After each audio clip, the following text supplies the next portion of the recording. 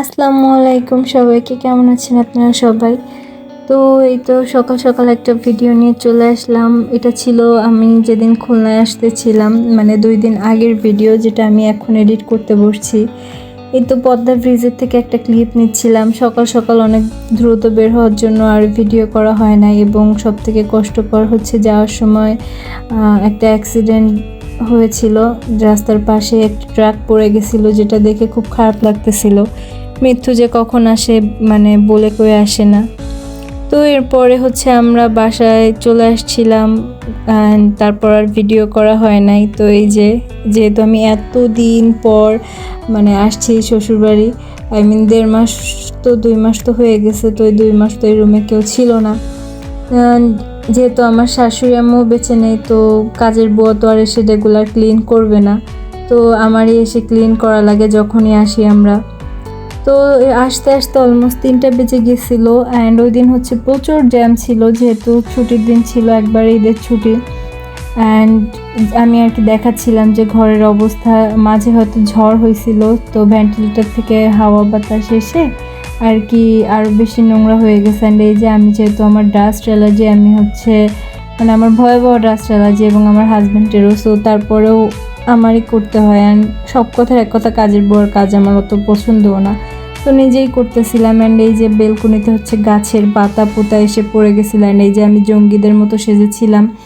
And যেহেতু আমার অবস্থাও খুব খারাপ, প্রায় 9-10 ঘন্টা বলা যায় যে জার্নি করে আসছি। ঢাকায় আসতে মানে ঢাকার থেকে আসতে এত লেট আমাদের জীবনে হয় নাই, খুব বেশি কষ্ট হয়েছিল। অ্যান্ড জার্নি করলে আমার শরীর এমনি খারাপ হয়ে যায়, দেন এসে আবার এগুলা করা লাগছে, ঘর বাড়ি গুছানো লাগছে। যাই হোক, সবই লাইফের একটা পার্ট।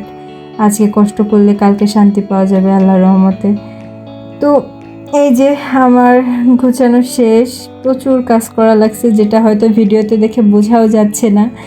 এখন হচ্ছে রুম টুম মোছা টোছা পরিষ্কার করা, মানে আমার এই রুম লিটারালি 3বার পরিষ্কার করা লাগছে, মোছা লাগছে, ঝাড়ু দেওয়া লাগছে, দেন হচ্ছে ক্লিন হয়েছে। অ্যান্ড এই হচ্ছে বেলকনির অবস্থা। কাজ করতে করতে অলমোস্ট সন্ধ্যা হয়ে গেছিলো। তো আমরা হচ্ছে আব্বুর সাথে টুকটাক খাওয়া দাওয়া দুপুরবেলা করে, দেন হচ্ছে সব কাজ করে, দেন একটু বাবার বাসায় যাব আম্মুর সাথে, যেহেতু এতদিন পর আসছি দেখা করতে যাব। অ্যান্ড অলসো আমার ভাইয়ার আজকে একটা বার্থডে ছিল, তো ওর অলমোস্ট 39 বছর হবে আল্লাহর রহমতে এই বছর। তো চিন্তা করলাম যে সবসময়, যেহেতু আমার বড় ভাই সবসময় আমাদের জন্য করে, আমাদের 2 বোনের জন্য, আলহামদুলিল্লাহ আমরা যথেষ্ট ভালো একটা ভাই পাইছি। মানে যাই করুক না কেন, আব্বু মারা যাওয়ার পর মোটামুটি দায়িত্ব পালনের চেষ্টা করে। অ্যান্ড এই যে আমি শাওয়ারটাও নিয়ে আসছিলাম তখন, এই আর কি। তো আমি হচ্ছে এখন রেডি হব, আমার শ্বশুর আব্বুর কাছে বলে আসছিলাম যে এখন যাব। তো এই আর কি, আমরা প্রায় 8টা, সাড়ে 8টার দিকে। যাই হোক, এখানে হচ্ছে আমি আমার মেহেদি দেখাচ্ছিলাম। মেহেদিটা খুবই ভালো মেহেদি প্ল্যানেট থেকে নিয়েছিলাম। অ্যান্ড এই যে এখানে হচ্ছে আপনি কেক বানায় নিয়ে আসছিল বাসার থেকে, তার মানে জাস্ট আধা ঘন্টার মধ্যে। আপুরও ওই দিন অনেক বাসায় কাজ ছিল, সো যেহেতু সামনে ঈদ, সবাই রুম টুম ক্লিন করতেছে বাসা। অ্যান্ড এই যে মিষ্টি টিষ্টি, মানে জাস্ট ইনস্ট্যান্ট একটা প্ল্যান, কোনো প্ল্যান ছিল না। আপুকে একটা ফোন দিছি যে চলো যাই, ভাইয়াকে একটা সারপ্রাইজ দিয়ে আসি। তো এই আর কি, আপুও হচ্ছে ইনস্ট্যান্ট আধা ঘন্টার মধ্যে কেক বানায় ফেলছে।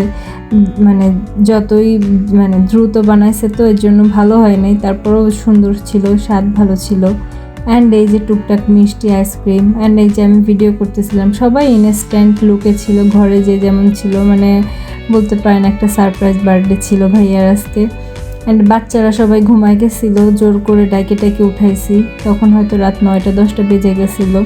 মানে এতদিন পর বাসার সবাইকে দেখে ভিতরটা এত শান্তি লাগতেছিল। যাই হোক, অ্যান্ড এই তো আমি হচ্ছে সবার ভিডিও করতেছিলাম, এখানে জাস্ট ইনস্ট্যান্ট সব কিছু, মানে টুকটাক নাস্তা। দুলাভাই ওই দিন অনেক ব্যস্ত ছিল, ওই দিন হচ্ছে আমাদের কোরবানির গরু কেনা হয়েছিল, গরু কিনতে গেছিলো। সো সবাই অনেক বেশি টায়ার্ড বলতে গেলে, ভাইয়া সারাদিন দোকান টোকান করছে। আর এখানে হচ্ছে ভাবি বলতেছিল আমাকে দেখায়ও না, কারণ সে হচ্ছে কামলার মতো হয়েছিল, সেও আজকে অনেক কাজ করছে ওই দিন। মানে সবাই বলতে পারেন যে ঈদের 2-3 দিন আগে সবাই ব্যস্ত থাকে, কাজ কাম করে, সেইভাবে আর কি ঘর বাড়ি কাজ করা লাগে।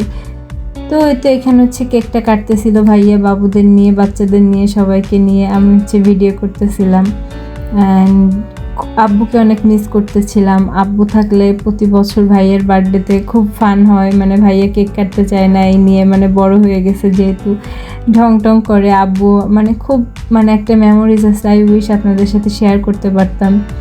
মানে আমার আব্বু থাকলে সব কিছু একটা আরও সুন্দর হতো। যাই হোক, সবাই আব্বুর জন্য দোয়া করবেন। আল্লাহ হাফেজ।